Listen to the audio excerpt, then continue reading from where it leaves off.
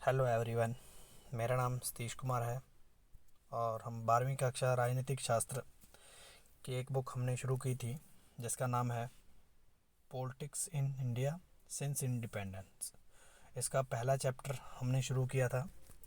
तो चैप्टर का नाम है चैलेंज ऑफ नेशनल बिल्डिंग,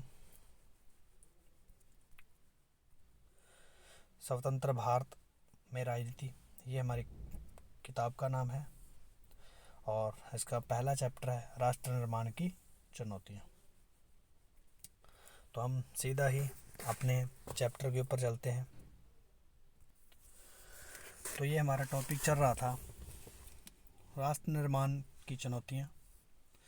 तो इसमें हमने पढ़ा था जैसे ही भारत स्वतंत्र होता है तो उसके सामने क्या क्या समस्याएं थी। तो उन समस्याओं से निपटने के लिए भारत ने क्या किया, तो उनके बारे में हमने पढ़ा था। तो ये 3 चुनौतियों के बारे में हमने पढ़ लिया था। तो पहली चुनौती क्या थी, पूरे भारत को जो है एकता के सूत्र में बांध कर रखना। और दूसरी चुनौती क्या थी, जो लोकतंत्र व्यवस्था है वो कायम करना और सबके भले की बात करना। पूरी संस्कृति भारत के जितने भी लोग रहे हैं सबको डेवलपमेंट के बराबर अवसर देना। तो ये 3 प्रमुख चुनौतियाँ थी। उसके बाद हमने पढ़ा था 2 राष्ट्र सिद्धांत, 2 नेशन थ्योरी। तो ये किस राजनीतिक पार्टी से संबंध रखती है और इसको किसने इस्टेब्लिश किया था, मोहम्मद अली जिन्ना। तो ये उनकी पिक है। और विभाजन के बाद जो है किस तरीके से लोगों को रिहैबिलिटेट किया गया, उनको रिहैबिलिटेट करने में क्या क्या समस्याएं, किन किन दिक्कतों का हमने सामना किया। तो वो सारी परेशानियां हमने इसमें लिखी थी। और दूसरा, विभाजन के क्या परिणाम निकले। तो ये सारी प्रॉब्लम जो थी, जो समस्याएं थी, उनको हमने यहाँ पर अच्छे से एक्सप्लेन कर लिया था। तो नेक्स्ट जो है हमारा टॉपिक है राजवाड़ों का विलय। अब देखिए इसमें जो है ये एक मैप है, इसमें 2 तरह के कलर दिखाई दे रहे हैं। तो जो ये येलो कलर है ये ब्रिटिश इंडिया है, इसके ऊपर सीधा ही अंग्रेज़ गवर्नमेंट का राज था। और जो ये कलर दिख रहा है ये वो एरिया था जो राजा महाराजाओं के अंडर था, जिनको विलय की नीति के तहत जो है मिलाया गया था। तो इनमें राजा महाराजा थे और वो उनके ऊपर राज करते थे, जिनको कुछ सरकार, अंग्रेज सरकार जो है पेंशन वगैरह भी देती थी। तो इनको बोला जाता था देसी राजवाड़े। और ये वाला जो भाग है ये भाग था ब्रिटिश इंडिया। तो अब जो ये ब्रिटिश इंडिया था ये तो डायरेक्ट ही सीधा ही भारत में शामिल हो जाएगा या पाकिस्तान में शामिल हो जाएगा। तो ये पाकिस्तान में चला जाएगा और ये भारत में रह जाएगा। तो लेकिन जो क्षेत्र जो है ये वाला है, इनके सामने अंग्रेज सरकार ने 3 कंडीशन रखी। पहले, आप स्वतंत्र रह सकते हो, आप अपना एक स्वतंत्र देश बना सकते हो। दूसरा, आप चाहो तो भारत में जुड़ जाइए। और तीसरा, चाहो तो पाकिस्तान में जुड़ जाए। तो वल्लभ भाई पटेल जी ने, सरदार वल्लभ भाई पटेल ने, उनके प्रयासों से ही ये आज का जो इंडिया है वो पूरा का पूरा यूनाइट हो पाया है। तो उन्हीं के प्रयासों की वजह से जो है ये इंडिया जो है एक स्वतंत्र एक संघ बन पाया है बहुत सारे राज्यों का। तो ये राजावाड़ियों का जो विलय है ये बहुत भयंकर समस्या थी। और अगर ये ना होता तो आज भारत में छोटे छोटे कई देश होते, जिसको हम भारत कहते हैं। तो इसमें जो समस्याएं थी वो यही थी, जो है ब्रिटिश सरकार जो चाहती थी उनके अनुसार जो है, चाहे तो वो जो राजवाड़े हैं वो चाहे तो भारत में शामिल हो और चाहे तो पाकिस्तान में और चाहे तो स्वतंत्र रह सकते हैं। अब इस आज़ादी के पीछे ये जो बात अंग्रेज़ों ने कही थी तो इसने एक समस्या क्रिएट कर दी, समस्या पैदा कर दी। अब बहुत सारे राजवाड़े अपने आप को स्वतंत्र रखना चाहते थे। इनमें कुछ राजवाड़ों के बारे में हम पढ़ेंगे। और जहाँ के शासन जो है वो ना तो भारत में शामिल होना चाहते थे ना ही पाकिस्तान में। जैसे कि जम्मू कश्मीर का जो राजा था हरी सिंह, वो भी ना तो भारत में शामिल होना चाहता था और ना ही वो पाकिस्तान में शामिल होना चाहता था, वो स्वतंत्र रहना चाहता था। इस तरीके से हैदराबाद का निज़ाम वो चाहता था वो पाकिस्तान में चला जाए। तो इस प्रकार की जो है समस्याएं थी। और जबकि हैदराबाद जो है बिल्कुल बीचों बीच भारत के है, तो बहुत भयंकर समस्या होती। तो इस तरीके से वल्लभ भाई पटेल जो है एक उम्मीद की किरण आई, उन्होंने जो है पूरे के पूरे भारत को यूनाइट किया। और फिर भी कुछ स्टेट ऐसे थे जो रह गए थे, उनको बाद में जो है हमने जो है अपनी तरफ फेवर कर लिया। वो देखते हैं किस तरीके से हमने उनको जो है भारतीय संघ में शामिल होने के लिए उनको मनाया। अब देखिए सरकार का जो नज़रिया था वो क्या था, वो सरकार चाहे पाकिस्तान सरकार थी चाहे भारत सरकार थी, वो चाहती थी उनका एरिया पूरा का पूरा यूनाइट हो जाए और उसमें किसी प्रकार का जो है कोई राजवाड़ा ना रहे। तो भारत की ओर से जो है सरदार वल्लभ भाई पटेल ने इसके लिए बहुत ही जी जान लगाकर जो है इनका जो है प्रयास किया और पूरे के पूरे भारत को यूनाइट करने में इनका महत्वपूर्ण रोल था। तो देसी राजवाड़ों के सामने ये 3 शर्तें थी, वो ये थी। और इस तरीके से जो है जो सहमति पत्र था, इसको सहमति पत्र इंस्ट्रूमेंट ऑफ एक्सेशन, तो ये इसके ऊपर जो है साइन करवाने थे। तो इसमें मेजर जो है 4 रियासतें थी जो जिनको जो है भारत संघ में शामिल करने में कठिनाई का सामना करना पड़ा। पहला है जूनागढ़, हैदराबाद, कश्मीर और मणिपुर। इन्हीं चारों के बारे में अभी हम जानेंगे। तो सबसे पहले जानते हैं हैदराबाद के बारे में। तो सबसे पहले इस मैप के ऊपर देखते हैं हैदराबाद कहाँ लोकेटेड है। तो ये वाली जो एरिया था ये हैदराबाद था। तो ये बिल्कुल भारत के बीचों बीच है और ये चाहता था पाकिस्तान वाले हिस्से में पाकिस्तान के साथ मिल जाए। तो ऐसा पॉसिबल नहीं था, इनको चारों ओर से जो है भारत ने घेर रखा था। और भारत की प्रभुसत्ता के लिए भी तो ये एक बहुत बड़ी मुसीबत थी। ये वाला क्षेत्र जो है अगर पाकिस्तान होगा तो ये भारत की यूनिटी के ऊपर जो है भारतीय एकता के ऊपर भी खतरा था।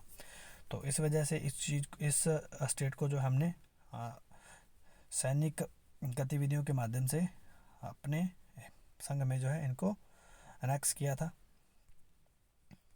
इनका विलय किया था।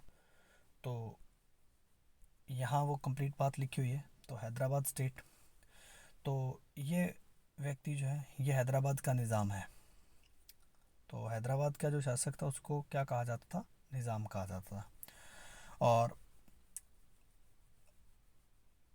ये कुछ टाइम के लिए भारत में शामिल भी हुआ और अपने जो है फॉरेन अफेयर जो है वो ये खुद देखता था। और ये अपने एरिया में काफ़ी जुल्म कर रहा था क्योंकि यहाँ पर काफ़ी हिंदू डोमिनेंस एरिया था और ये मुस्लिम थे। तो जिसकी वजह से जो है यहाँ पर जो है इनके विरोध में बहुत सारे लोग जो है इनके खिलाफ आंदोलन करने लगे। और उस आंदोलन को ये दबाने के लिए जो है इन्होंने जो है गुंडे पाल रखे थे या इस तरीके के दबंग आदमी पाल रखे थे। तो वो दबंग आदमी और ज़्यादा लोगों को तंग करते थे। तो ये देखते हुए भारतीय जो अर्धसैनिक बल हैं वो इस निज़ाम के ख़िलाफ़ जो है उन्होंने उनको भारत सरकार ने भेजा और थोड़े ही टाइम में जो है इनको जो है हरा दिया। और इससे जो है इन्होंने आत्मसमर्पण कर दिया और भारत की जो भारत में इन्होंने विलय पत्र के ऊपर साइन कर दिए। तो इस तरीके से हैदराबाद जो है वो भारत का अंग बन गया। अब देखिए ये मणिपुर के जो राजा हैं जिसका नाम है राजा भोजचंद, तो ये इसको जो है भारत सरकार ने जो है सहमति पत्र के ऊपर हस्ताक्षर करवा लिए और इनको आश्वासन दिया मणिपुर की जो आंतरिक स्वतंत्रता है वो बरकरार रहेगी। तो इससे ये राजा खुश होकर जो है भारतीय सहमति पत्र के ऊपर जो है विलय पत्र के ऊपर हस्ताक्षर कर देता है। और उसके बाद जो है वहाँ पर इलेक्शन होता है और एक प्रकार के संवैधानिक राजतंत्र यहाँ पर कायम हो जाता है और ये वहाँ का राजा बन जाता है। और मणिपुर की जो विधान सभा थी उसमें जो है ये लोग जो हैं जो भी इनके विधानसभा के सदस्य थे जो चुनकर आए थे वो इस राजा के फैसले के खिलाफ थे। और आज भी मणिपुर में जो है ये लोगों में नाराज़गी देखी जाती है। लेकिन तब जो है मणिपुर जो है इस तरीके से भारत के का एक हिस्सा बन गया। तो ये राजा है जिसका नाम है महाराजा बोधचंद। महाराजा बोधचंद सिंह। इस तरीके से कुछ समस्याओं के चलते भारत में राज्य जो है ये शामिल हो गए और भारत का वो ये आज अभिन्न अंग है।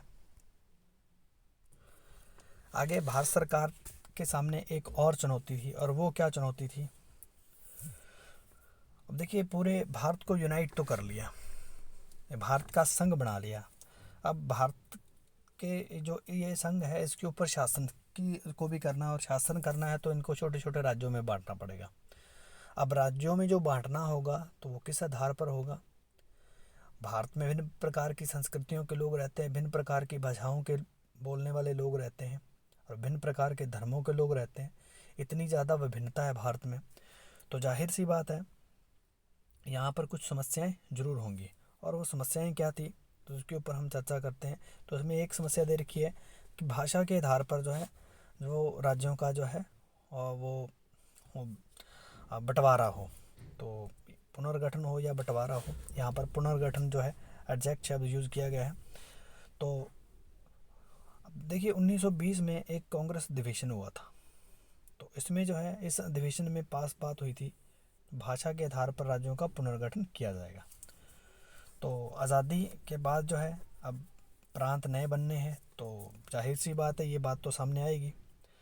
तो अगर भाषा के आधार पर हम किसी एक भाषा को थोड़ी अहमियत देते हैं तो इससे जो है पूरे देश भर में जो है देश को टूटने का खतरा है।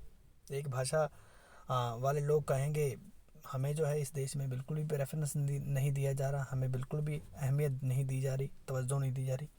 तो इस तरीके से जो है सरकार के सामने ये समस्या थी जिससे जो है देश टूट सकता है या देश की जो प्रभुसत्ता है उसमें खतरा है।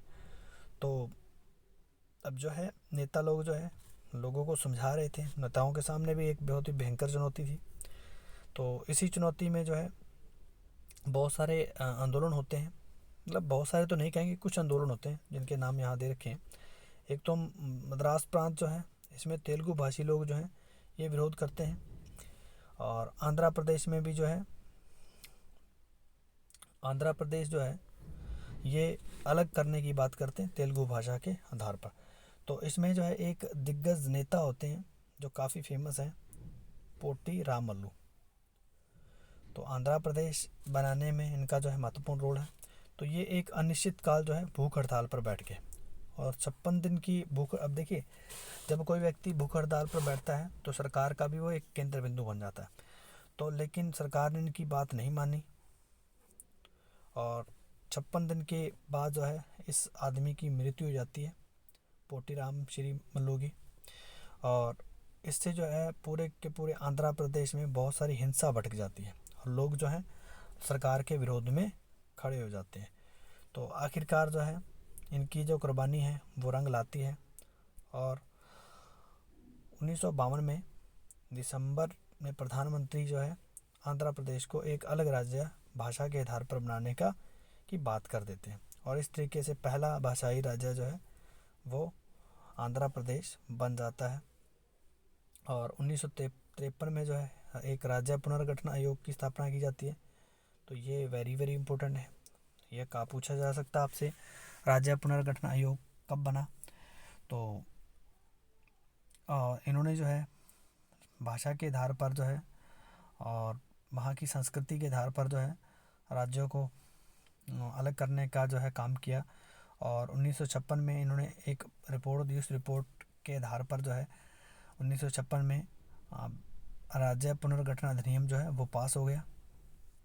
देखिए 1953 में एक संस्था बनाई गई थी जिसका नाम आयोग का रखा गया था और ये एक अधिनियम बनाया गया था। इस अधिनियम के तहत, कानून के तहत जो है ये राज्य बना था। तो वो 1956 में जो है पहली बार जो है राज्य जो है भाषा के आधार पर बना था। तो ये तारीख भी वेरी इंपॉर्टेंट है और ज़्यादा इम्पोर्टेंट यही है क्योंकि इसी दिन जो है ये राज्य बना था। और जब जैसे ही ये आयोग जो है कुछ और भी राज्यों को जो है गठित करते हैं। तो इस समय जो है भारत के टोटल 14 राज्य थे और इसमें से 6 केंद्र शासित प्रदेश थे। ये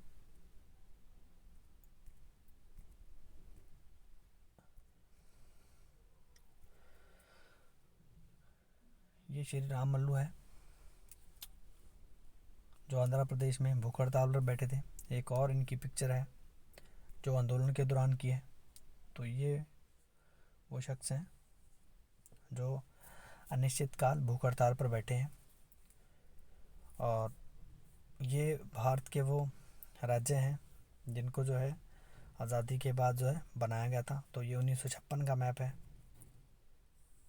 PDF आपके पास पहुंच जाएगी, उसमें बड़े ही ध्यान से आप इनको देखना। तो ये वो 14 राज्य हैं जिनकी ये बात कर रहे हैं। तो ये चैप्टर में इतना ही।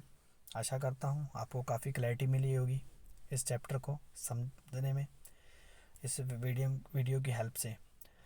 बहुत बहुत धन्यवाद।